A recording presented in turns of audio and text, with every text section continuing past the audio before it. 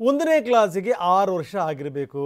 ಇಲ್ಲಿ ಸಮಸ್ಯೆ ಏನು ಅಂತಂತಂದರೆ ಈ ಬಹಳಷ್ಟು ಜನ ಮಕ್ಕಳುಗಳಿಗೆ ತೊಂದರೆ ಆಗಿತ್ತು, ತಂದೆ ತಾಯಿಗಳಿಗೆ ತೊಂದರೆ ಆಗಿತ್ತು. ಯಾಕಂದರೆ ಒಂದು ದಿವಸ ಆಚೆ ಈಚೆ ಆದರೂ ಕೂಡ ಕೊಡ್ತಿರಲಿಲ್ಲ ಪ್ರವೇಶವನ್ನು.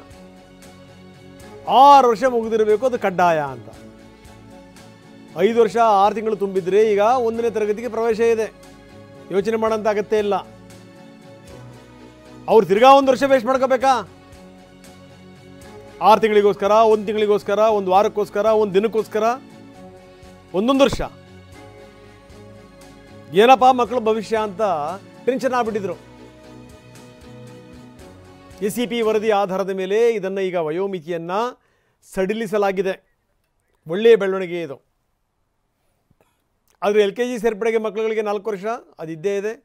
ಆದರೆ ತೀರ ಏನು ಅಂದರೆ 1ನೇ ತರಗತಿ ಪ್ರವೇಶಕ್ಕೆ 6 ವರ್ಷ ಕಡ್ಡಾಯ ಅನ್ನುವಂಥದ್ದು ಇದೆಯಲ್ಲ. ಅಭಿ, ಸೈಟ್ ತಗೊಳ್ಳೋದು ಬೆಟರಾ ಅಥವಾ ಅಪಾರ್ಟ್ಮೆಂಟ್ ತಗೊಳ್ಳೋದು ಬೆಟರಾ? ಚಿಂತೆ ಯಾಕೆ, ಒಬ್ಬ ರಿಯಲ್ ಎಸ್ಟೇಟ್ ಎಕ್ಸ್ಪರ್ಟ್ ಜೊತೆ ಮಾತಾಡು. ಹೌದಾ? ಹೇಗೆ? Boss Vala B the boss.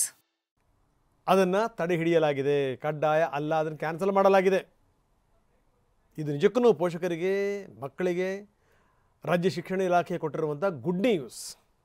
ತೀರ ಏನೋ ಬಿಡಪ್ಪ 8 ತಿಂಗಳು 9 ತಿಂಗಳು ಅಂದರೆ ಸರಿ ಅನ್ಬೋದು.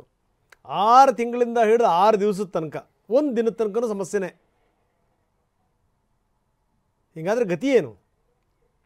ಎಲ್ಲ ಮಕ್ಕಳುಗಳು ಕರೆಕ್ಟಾಗಿ ಜೂನಿಗೆ ಹುಟ್ಟೋಕ್ಕೆ ಸಾಧ್ಯನಾ? ಇದು ಒಳ್ಳೆ ಕಥೆ ಅಲ್ಲ. ಮೊದಲಿಂದಲೂ ಕೂಡ ಇದಕ್ಕೆ ಸಂಬಂಧಪಟ್ಟಂಗೆ ಅಪಸ್ವರ ಕೇಳಿ ಬರ್ತಾನೆ ಇತ್ತು. ನಮ್ಮ ಮಕ್ಕಳಿಗೆ 1 ವರ್ಷ ವೇಸ್ಟ್ ಆಗುತ್ತೆ, ಏನು ಮಾಡಬೇಕು ಅನ್ನುವಂಥ ಪ್ರಶ್ನೆ. ಅಂತೂ ಇಂತೂ ಸರ್ಕಾರ ಈಗ ಅದಕ್ಕೊಂದು ಪರಿಹಾರ ಹುಡುಕಿದೆ. ನಿಜಕ್ಕೂ ಇದು ಈ ಪೋಷಕರಿಗೆ ಮತ್ತು ಮಕ್ಕಳುಗಳಿಗೆ ಗುಡ್ ನ್ಯೂಸ್ ಇದು.